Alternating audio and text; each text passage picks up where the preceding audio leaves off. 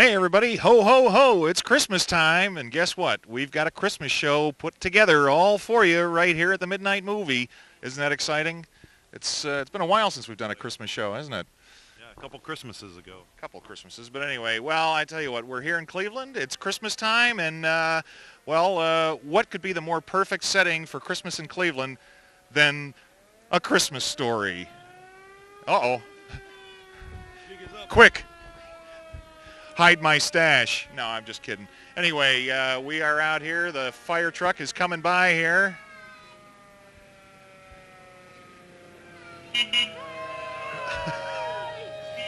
See, everybody's getting into the spirit out here. We're talking here with Scott Sidlecki here, who is the Steve. We were talking about Scott Farkas. Never mind, Steve Sidlecki. And what exactly is your title here? You're the curator of the executive director. Executive director. Ooh, we've got an executive. That doesn't happen too often. Anyway, so you basically run the whole show here at the Christmas Story house and complex, as I have come to know about. Yep. Yeah, we have the house, the museum, and the gift shop, and yeah, I run them all. You run them all. Yeah, I run them all. And this is, I mean, this is your year-round. You're focused on this all year long. Is that it? Yeah, we're here year-round. Obviously, this is our busy season. Summertime, we stay steady, but yeah, we're here year-round. This is your busy season? I hadn't noticed. Oh my God! Look at all these people. Jeez, holy mackerel! Look at that line down there. That's for the house. You got to line up for every single one of these buildings. Line for the house, line for the gift shop, line for the museum. It's what we like to see. I would imagine so. Yes. Now, Brian Jones is the man who started this whole thing. If I am remembering correctly, tell us a little bit about how this all came about. Yeah, Brian, he's the owner. He lives in San Diego. He purchased the house off of eBay.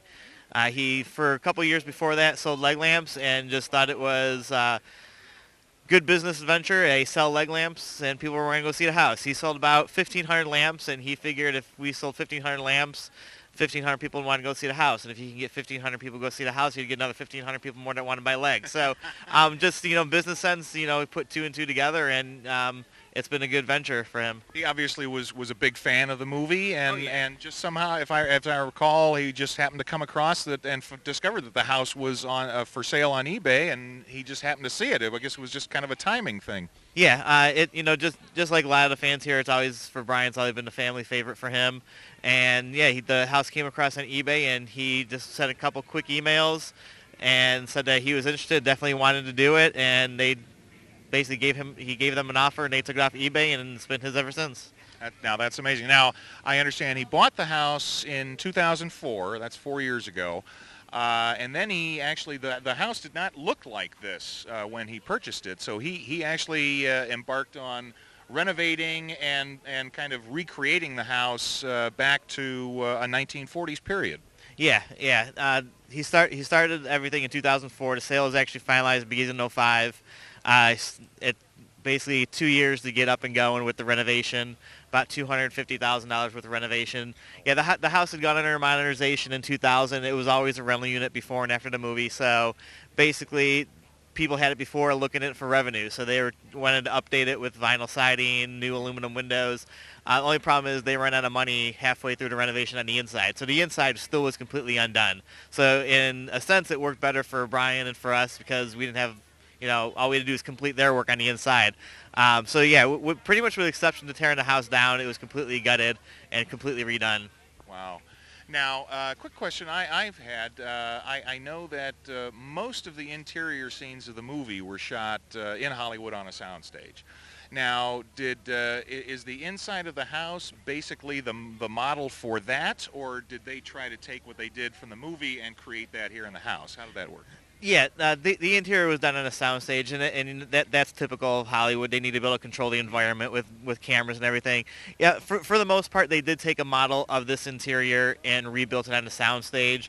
A lot of it, they really could have cared less what it looked on inside. They were more or less looking at the outside for the background. But yeah, the set was somewhat copied off the interior of this. So the interior of the house at this point basically looks more or less like what you'd see on the interior of the movie? It does now. Now. When it was first purchased, it didn't. The house is actually a duplex, so there was actually no interior staircase as there is now. So it was basically taking the sound stage and trying bringing it back into the smaller house that it was modeled off of. And with exception to a few structural differences which you can't work around, pillars holding up the Right, house, exactly, stuff like that. Well, that's a load-bearing wall, Jerry. You can't tear that down. So we for the most part duplicated the set the best that we could with the room that we have. Well, that's pretty amazing. It sounds like quite an undertaking. I would imagine somebody would have to be quite a fan in order to go through all that. But judging from the crowds that are coming here, Lolly the Trolley is going around here about every 30 seconds. There are so many people here. It's just absolutely amazing. I would say that everyone involved would agree that it was a well worth effort. Oh yeah, definitely. The employees that are here love it. We have a few that have been here since the beginning, including me, and to see what it started with and what it's come to now, it's just amazing. Well, this is incredible. So, you're open year round. What are the? And of course, this is the busy time of the year. This is a perfect time to come down here if you really want to get into the Christmas spirit. What are your hours? Right now we're open Wednesday through Saturday, 10 to 5. Sundays, noon to 5. When we get out of December, we really don't change it all that much. We take Wednesday off the schedule. So the rest of the year we become Thursday through Saturday, 10 to 5, and Sunday, noon to 5. So long weekends, yeah, long weekends. Well, that's fantastic. This is a great place to come. It's, you know what? If you're a fan of the movie, even if you aren't, and if you aren't a fan of the movie, what's wrong with you? You need to watch it again. Because everybody's seen it at least once, I know that. And it's on every year about 24 hours a day for a whole week before Christmas. So come down here, check it out. The house, it looks exactly like you'd remember it from the movie. And they've got leg lamps, of course.